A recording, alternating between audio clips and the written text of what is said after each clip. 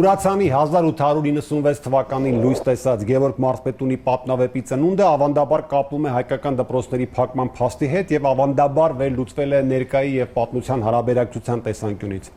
Իրականում հոգեբանական ինչ վիճակում է գրողը գրել այդ պատմավեպը։ Կարող էին արդյոք Մուրացյանի կենսագրության որոշ փաստեր վճռորոշ դեր խաղալ վեպի հենց այդպես գրվելու հարցում։ Ի վերջո Գևորգ Մարզպետունին ուղերձ է ներկային, թե յուրօրինակ նամակ է Մուրացյանի կնոջը։ Եվ ընդհանրապես, արդյոք այն բազմաթիվ ստեղծագործությունները, որ մենք կարդում ենք, հենց մեզ են ուղղված։ Եվ արդյոք մենք չենք կարդում մեկ ուրիշին եւ հենց այդ մեկ ուրիշին գրված նամակները։ Ահա այս հարցերի շրջանակում այսօր զուգահեռ կընթերցենք Մուրացյանի Գևորգ Մարզպետունի պատմավեպը Հայկ Համբարձումյանի հետ եւ միասին կքննարկենք դիմակին եւ նամակին վերաբերող բազմաթիվ հարցեր։ Հայկ, հետաքրքիր է երևի նախ եւ առաջ, թե քեզ ընթերցելուց Գևորգ Մարզպետունի վեպը առաջին անգամ ի՞նչն է տպավորել՝ մարտական, ոգեշունչ, հայրենասիրական տեսարանները, թե սիրային ինտրիգները։ Ես հիշում եմ առաջին երկու հատվածը գլուխը, որ ընթերցել եմ, ինչ որ մի քրեստոմատիա եմ, երբ երրորդ դասարանում եմ եւ այդ տարիքում ինձ շատ տպավորեցին մի ծաղկով գարուն եւ իհարկե ծովամարտ, փառահեղ լճամարտի, ծովամարտի դրվագները, ավելի ուշ երբ որ ընթերցեցի, իհարկե շատ ավելի մեծ ուշադրություն դարձրեցի ոչ թե այդ նամակին, ուղերձին եւ հատկապես կնոջն ուղված, թե հետաքրքիր բան ես ասում, կփորձենք հասկանալ իհարկե, այլ պատմական ֆոնին, եթե կարելի է այդպես ասել, նաեւ որոշակիորեն երկխոսություններին եւ հատկապես այնտեղ էլի հայտնի սիրված գլուխներ կան, թե ինչպես Գևորգ Մարզպետունն այցելում է Սահակ Սևադային, այնտեղ զրուցում են, հետո ցլիկ ամրանին, այնտեղ խղճի, կամքի,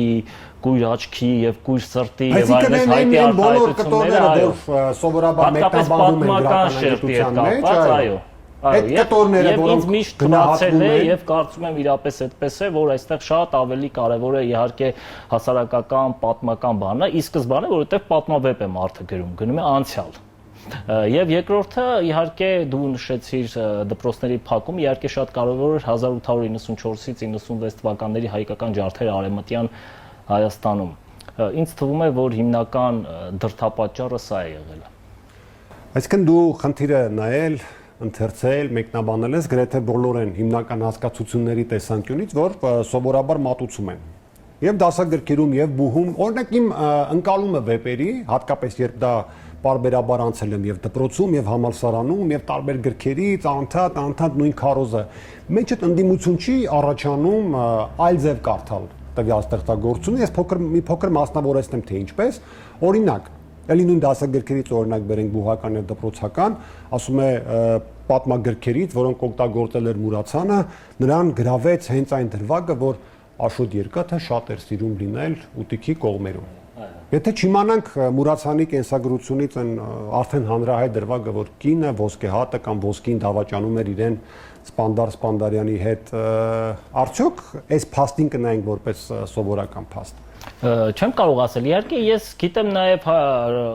համաշխարհային գրականության, մասնավորապես ռուս գրականության մեջ օրինակներ, թե ինչպես հեղինակները կարող են թաքնվել կնոջ կին հերոսուհու դիմատքի տակ, գիտենք Ֆլոբերի հայտնի խոսքը, որ Մադամ Բովարին ինքն է, այս տեսակ մեկնաբանություն կա, նաև նամակի ուղերձի հետ կապված, օրինակ ռուս քննադատները Բուլգակովի Մավարպետը եւ Մարգարիտան վեպը վերլուծելիս ասում են, որ այս վեպը ուղղված է Ստալինին, այսինքն մեկ մարդու, երբ որ հեղինակ ուզում է այդ մեկ մարդուն մի բան ասել եւ նույնիսկ վեպերն էլ այսպես են բանանում ընդհանրապես, ասում են վեպեր, որոնք ուղղված են իշխանությունների դեմ, վեպեր, որոնք գրվում են իշխանությունների համար եւ նաեւ մեկ մարդու համար, հիմա այս դեպքում այս մեկ մարդու խնդիրն էլ կա։ Բայց ես չեմ կարող ասել, չգիտեմ, որ իսկապես այստեղ հատկապես այս անձնական խնդիրները որքանով կարող են այդպես կարևոր դերակատարություն ունենալ հատկապես վեպի ծագման հարցի հետ կապված։ Այսինքն դու չես բացառում, որ կարող է լինել նման նպատակադրում գրողի մոտ։ Իսկ հնարավոր չէ նամակով ասել այդուհանդերձ այդ ամենը։ Նամակների եթե գանք Մուրացյանը ունի տասնյակ նամակներ գրված ոսկուն, եւ ընդ որում դրանք ինչ տեսանկյունից են հետաքրքիր, բազմաթիվ ուղղակի հատվածներ կարելի է նամակներից վերցնել, առանձնացնել, որոնք չասեմ բառացի ապա շատ հարազատաբար վերարտադրված են վեպում, ընդ որում արկա են եւ Սահականուշի խոսքում արկա են եւ Աշոտ Երկաթի խոսքում արկա են հատկապես Ցլիկ Ամրամի խոսքում եւ անգամ ասպրամի կերպարի ժլատ ներկայության մեջ։ Հիմա խնդիրը ես ինչու եմ հակված ներկայացնել, որ Գևորգ Մարզպետունին պատմավեպ լինելու զատ նախ եւ առաջ նամակ է իր կնոջը ոսկուն։ Նախ հաշվի առնենք, թե ինչ հասարակության մեջ էին ապրում մարդիկ եւ սեփական ընտանիքի դժբախտության անգամ մանրամասները բնականաբար չէին կարող շատ հանրայնացվել, որտեղ դա ապահարզանի խնդիր կար, հետո ամոթի ամաչելու խնդիր կար, դարաշրջանը հաշվի առնենք եւ Մուրացյանն էլ դատելով իր նամակներից շատ իմպուլսիվ մարդ էր եւ ցանկանում էր ամեն ինչ ասել այդ ոսկուն։ Ամեն ինչ ասել, բայց ոսկել դատելով ամեն ինչից դասեր չէր, քաղում նույնիսկ արհամարում էր երբեմն Մուրացյանին եւ իր գրած նամակները եւ սա յուրօրինակ հասարակական պարսավանք էր թաքնված որոշակի դիմակի տակ։ Այսինքն տեսեք, ես ես համար գրում եմ պատմավեպ, որտեղ պատմություն է, բայց ես խորքում Սյունին եմ գամում, անարգանքի Սյունին եմ կոպիտացած գամում իմ կնոջը եւ պարտադիր չի որ դա դուք վերլուծեք իմ կինը կհասկանա ինչու եմ ես սրան ավելի շատ Աշոտ Երկաթին երբ որ նա այդպես նկարագրում է նրա թուլությունը, որը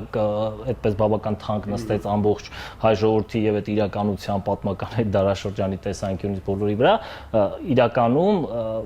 Գնաց է որ կինը փաստորեն դավաճանում էր եւ Մուրացյանը ցանկանում էր կնոջ ինչ որ դա դիտում է որպես դիմակ Այսինքն Մուրացյանը շարժվում է փաստորեն իր ժամանակի բարոյական չափանիշներով գումարած նաեւ ուրիշ խնդիր որ գիտենք նաեւ էլի գրականագետները նշել են որ եւ նաեւ իր նամակներում Մուրացյանը նշում է որ նրա համար գաղափարական այսպես հենք որպես ծառայել են ստոիկների նաեւ ավելու շրջանի Էմանուել Կանտի եւ այլ փիլիսոփայական որոշակի բաներ կամքի ազատության Շատ լավ է բայց դրանք չես կարծում որ ընդհանուր աշխարհայացողության գրողական մեթոդի եւ մնացած բաների խնդիրներ են բայց երբ որ մարդ ունի կոնկրետ իր անձնականը ինչ որ վեպի մեջ ներդրելու խնդիր բնականաբար այդ փաստերը վերաիմաստավորվում են ասել որ շատ այդպես բացասական կերպար էր եթե մանավանդ մարդ ինչ որ վրեժով լցված ինչ որ բան է ուզում հասկացնել համակով չի ասում այո պետք է ուրեմն Աշոտ Երկաթի կերպարը որի տակ ոսկին է հասկացել այս ոսկի երկաթն է այո ես հենց դրանից նախնական զրույցում դու ասում էիր որ այո Ինչու որովհետև մեր թագավորներից ըստ էության երկաթային այսպես մականուն մետաղական մականուն ունեցել է միայն Աշոտ Երկաթը, բայց հիմնական փաստարկը միայն սա չի բնականաբար։ Իհարկե եւ եթե այլ ստեղծագործությունների օրինակով էլ դատենք, սա միակ երկը չէ դեպ Մուրացյանի, որտեղ հստակ նամակային ուղերձ կա ուղղված կնոջը ոսկու, դիտարկենք նաեւ խորհրդավոր միանձնույն թե նաև այդ օրինակը կարող են դիտարկել, որտեղ ըստ էության Աննայի եւ Գարեգինի կերպարների մեջ կրկին Մուրացյան ոսկի հարաբերությունն ընդ որում այստեղ ինչն է հետաքրքիր, որ Մուրացյանը սովորաբար իրեն իր ասելիքը, իր այսօրվա բառով ասած մուննաթը, չգիտեմ, տարբեր ակնարկները մարմնավորում է կանանց կերպարներում եւ կնոջը հանդես է բերում որպես տղամարդու կերպար։ Այս դեպքում Գևորգ Մարզպետունի վեպի դեպքում բացի նրանից, որ Աշոտ Երկաթ եւ ոսկի անունների զուգահեռակայիմ խորին համոզման, բացի այդ նաեւ Աշոտի կերպարի նկարագրության որոշակի շատ չասեմ շատ կանացիություն, բայց այնուամենայնիվ այն նկարագրությունները եթե հիշում եք Սեդայի եւ Սահականուշի զրույցները, երբ որ գալիս է ձյուց իջնում է, ձյուցազուն, բարձրահասակ Մարմինը քանդակած, գեղեցիկ, շատ նուրբ մանրամասներով եւ եթե նկատել ես այդ նկարագրությունը, որքան էլ հիմա մենք ասենք, որ դրա մասին պատում էր կին, Սեդան կամ պատում էր Սահականուշը որպես կին, բայց այն սերը, այն մանրուքները, այդ սիրուց դրդված, որով Մուրացյանի վեպում ներկայացված է Աշոտ Երկաթը, կարող էր միայն չափազանց սիրող մարդը նկարագրել վեպում։ Դու նշեցիր Մուրացյանի այլ ստեղծագործություններ, եթե Մուրացյանի ստեղծագործական այդպես կյանք ուսումնասիրում ենք, տեսնում ենք բազմաթիվ ստեղծագործություններ, որոնք կրկին արտացոլում են այն հիմնական թեման, որը դրված է այստեղ կամ թեմաները, եթե երեքը, որոնց մասին սկզբից մինչև վերջ մենք կարող ենք ընթերցել, հատկապես Գևորգ Մարզպետունու գլխավոր հերոսի վերջին այդպես պատգամում ուղղված իրենց զավակներին, չէ, Գորին եւ նրա կնոջը, միություն, ընտանիք, միություն եւ մեկն էլ կար։ Դառը փորձ է, հա, դա Գևորգ Մարզպետունին, որը իդեալականացված է եւ Մուրացյանի վեպի շրջարկում եւ ընդհանրապես, ահա իր դառը փորձի հակառակ կողմն է։ Այսինքն Աշոտ Երկաթի կերպարով, Ցլիկ Ամրամի հետագայում Աղտրամի կերպարով այդ զարգացումներով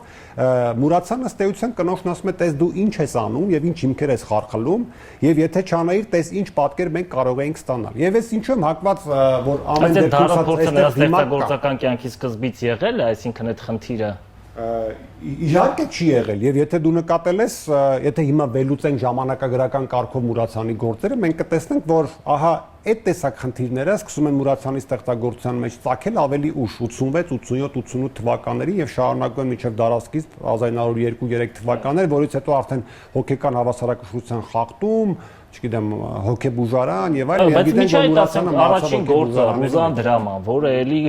ուժեղ կամքով անհատի մասին է, ով գնում է զոհաբերության։ Եվ դրա համար էլ Ռուզանը ամբողջական գործ է։ Ես ինչ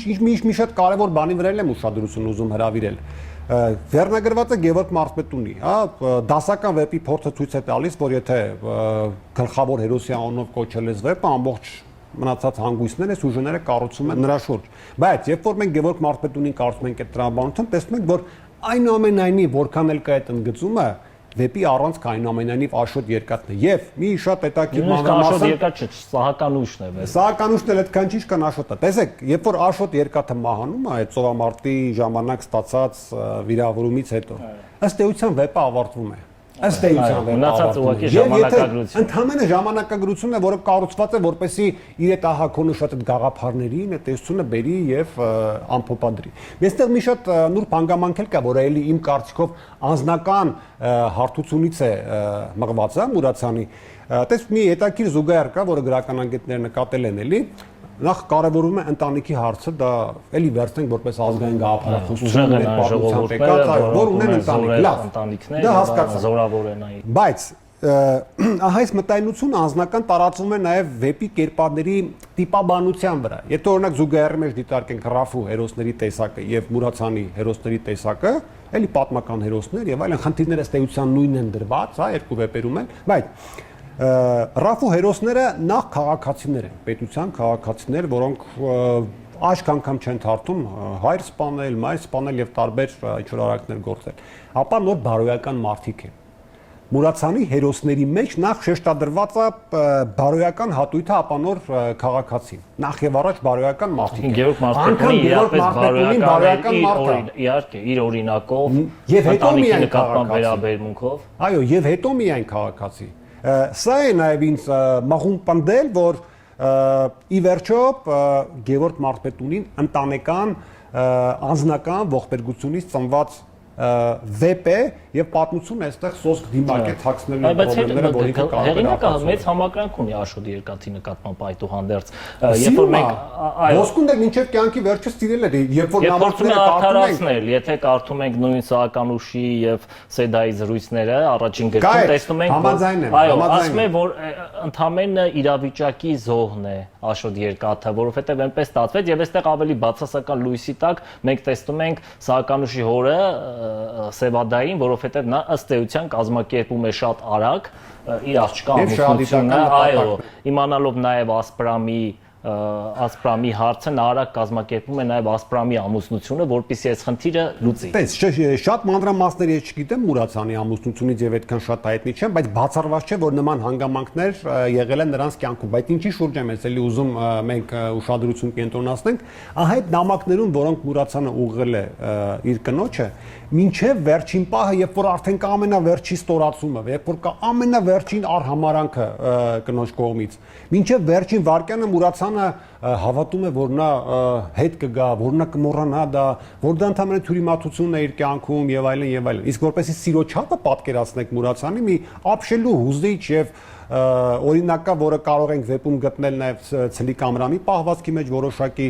տեսնելով որ իրեն նամակ չի գրում ընդհանրապես ոսկին, ինքը նամակներից մեկում ասում է ես քեզ կուղարկեմ մոտ 20 նամակ, թղթիկներ կուղարկեմ, որտեղ գրված կլինեն գեղեցիկ, սիրուն բառեր իմ հասցեին։ Դու պարզապես գրիր, ստորագրիր եւ ուղարկիր եւ ես կհավատամ, որ դու իսկապես այդպես մտածում ես։ Այսինքն սիրո այդ անչափելիության Մուրացյանի կարող է վեպում նաև նման ձևերով արտահայտել, բայց ամենակոնցեպտուալ տեղում Մուրացյանը այնուամենայնիվ կնոջը կարևոր բան ասելու չի զիջում։ Տես, եթե վերցնենք սիրո այդ դրաման, մենք ունենք այնտեղ Սահականուշին, ունենք Աշոտ Երկաթին, ունենք Ցլիկ Ամրամին, ունենք Ասպրամին։ Եվ եթե նկատել ես բոլորի մոտ կա ինքնահաշտեցման ինչ որ մի պահ։ Սահականուշը գալիս է մի պահ, հատկապես տեսնելով Գոռիև իր ընկերուհու հանդիպում, ասում է՝ «Լավ, ես էլ կգնամ, ոչինչ, ես բացի ինչ մեղավոր եմ, այո, կգնամ կմիանամ, եւ այսինքն ինքը գալիս է ինքնահաշտեցման։ Ինքնահաշտեցման, ինքը ի վերջո խաղաղվում է, կարելի է այդպես ասել։ Աստրամի ճանապարհը, ինքնասպանությունը յուրովի հաշտեցում է։ Եվ էլի որոշակի առումով արծի լուծում։ Ցլիկ Ամրամի քայլը անգամ այդ մեծ դրամայից հետո էլի կա ինքնահաշտեցման փուլ, երբ որ ինքը վաճառում է իր կալվածները եւ հեռանում է հայրենիքից եւ այլն։ Այսինքն կա այդ ինչ միակ հերոսը, որի մեղքը չի ներվում, Աշոտ Երկաթն է եւ ինքը պետք է ապրի այդ վշտի մեջ։ Սրանով է փորձում զգուշացնել նաև Մուրաչյանի բայց ըստ էության Աշոտ Երկաթը վահ է փնտրում եւ ուրախանում է, երբ որ նետը թունավոր է լինում, այնտեղ շատ դիպուկ, շատ Մուրաց, որովհետեւ պետք է պատժվի, պատիժ է փնտրում, այո։ Կարող ենք ասել, բայց ուրիշ մի բան, արդյոք չես կարծում, որ եթե դու հեղինակ լինեիր կամ ես եւ ստեղծեինք մեր նմանակին որևէ վեպում, մենք նրան ամենայն դեպս իդեալական գծերով կներկայացնենք կամ գոնե չենք ներկայացնի փառասեր, օրինակ ինչպեսին Սահականուշն է տեսնում ենք, երբ որ իմանում է, որ թագավորը Աբասը պետք է լինի եւ նրա կինը թագուհի, ինչպես կարող է, չէ։ Երբ որ մենք իմանում ենք, որ նա փակված է այնտեղ իր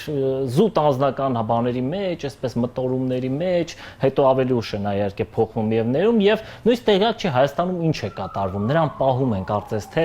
թաքցնում են Հայաստանի այնտեղ դառը ծանր իրավիճակը։ Այսինքն ինչու պետք է Սահականուշը այդպեսին լիներ։ Տես, եթե հեղինակը կերտում էր իր նմանակին։ Հեղինակը կերտում է իր նմանակին երկու հատույթով հաշվի առնելով իր բնավորության երկու եւ պահվածքի երկու կետերը, որոնք ելի եմ շեշտում, շատ վառ արտացոլված են իր նամակներում ուղղված ոսկին։ Իր նամակներում Մուրացյանը երբեմն Սահականուշը, երբեմն Ցլիկ Ամրամ, երբեմն պատրաստ է գնալ եւ այդ սպանդարի հետ թեպետանը շատ քիչ է տալիս բոլոր հարցերը լուծել եւ այլն, բայց կա հասարակական պարսավանք, որտեվ ի վերջո, եթե ուշադիր լինենք, Ցլիկ Ամրամին խոցել է ոչ միայն իր սիրելի կնոջ հանդեպ այդ դավաճանական վերաբերմունքը որ կա, այլ նաև շրջապատի, թագավորական իշխանական այդ շրջապատի նաև արձագանքը, սա էլ շատ կարևոր է։ Եվ Մուրացյանի նամակներում Սահականուշն ու Ցլիկ Ամրամը հերթագայում են ըստ էության։ Հերթագայում են եւ այդ նույն նամակներում են շատ հաճախ Մուրացյանը պատրաստ է լինել Սահականուշի պես այդ ամեն ինչը տանող, պարզապես դինի Աշոտ Երկաթի կամ այս դեպքում Ոսկու կողքին եւ կա նաեւ Ցլիկ Ամրամի պահվածքը, որ ինքը պատրաստ է հայրեն հասված իրավորանքը ամեն կերպ լուծել։ Սա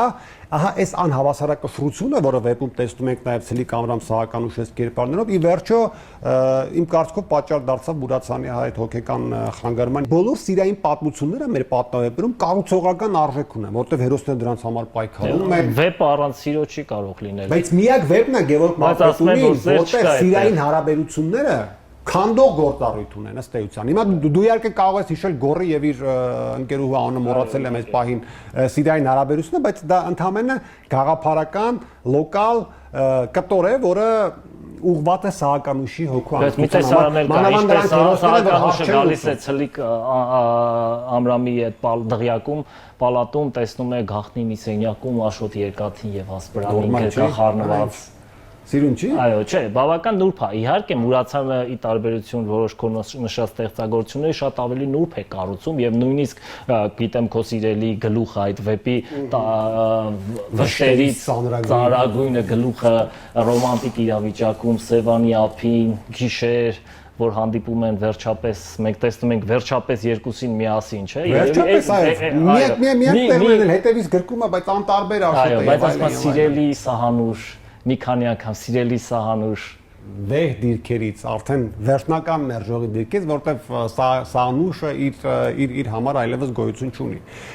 Իմ խնդիրը սա է, որ այս պահին, այս քննարկման պահին, որ մենք գրականությունը եւ այդ տեսակ շատ վեպեր պետք է հատկապես պատմությամբ հատկապես պատմական վեպերը, որ մենք իսկապես դիտում ենք միայն շատ կարևոր ինչ որ քաղաքական, հասարակական տեղաշարժերի տեսանկյունից, այո, տեսնենք անձնականը։ Եվ դա կողքին է ժամանակակից գրականության մեջ էլ շատ բաներ հասկանալ եւ շատ հաճախ իմ կարծիքով մենք երբեմն անհարկի խցկվում ենք հեղինակի եւ իր բուն հասցեատիրոջ արանքը։ Անձնական կենսագրության, անձնական ամենաթեթև սիրավեպերի, նեղացածության, ամենատարբեր հարաբերությունների գործոնը երբեք չպետք է անտեսել գրականությունը վերլուծելիս ուշադրությունը ես միշտ թեմ եմ ինձ դուր չի գալիս այդ անձնականացված կենսագրական ընդհանրապես մեթոդը բան կարելի է իհարկե դա էլ գրականության մեկնաբանության ինչ որ մի եղանակ է բայց եթե այդ տեսանկյունը արդյոք ընթերցողին չի շեղի իրանք հիմա էլ խոշորացույցը ձեռքներին ընկնեն եւ ամեն տողում եւ տարում փնտրեն ոսկի եւ իհարկե սա իմ կարծիքով օգնում է ավելի հետաքրքիր կարդալ վեպերը եթե իհարկե դու օրինակ էլի պատմավեպը Մարսպետունի այո Գևորգ Մարսպետունի ես այդ հարցի համար ինչու որովհետեւ երբ որ նոր սերնդին ասում ես կարդա պատմություն պատմավեպ մեր նախնիներ եւ այլն մտածում են դե մարդիկ են որոնք կռվում են հանուն հայրենիքի ի վերջո հաղթում են տեսարաններ եւ այլն իհարկե շատ լավ է շատ լավ նկարագրված շատ գեղեցիկ միակ սովամարտը ժամանակակից ընթերցողի համար այո ժամանակակից ընթերցողի համար ես կարծում եմ պետք է պատրաստ լինենք մատուցել ինտրիգներ նաեւ որպեսզի իրենք կարդան Գևորգ Մարսպետունի վեպը շատ ուրիշ առավելություններ էլ ունի, որ այսօր կարող են լինել ոչ միայն այդ հիմնական գաղափարական հիմքի տեսանկյունից, ընտանիք, պատասխանատվություն ժողովրդի նկատմամբ ամենակարևոր բանը, որովհետև թագավորի պատասխանատվությունը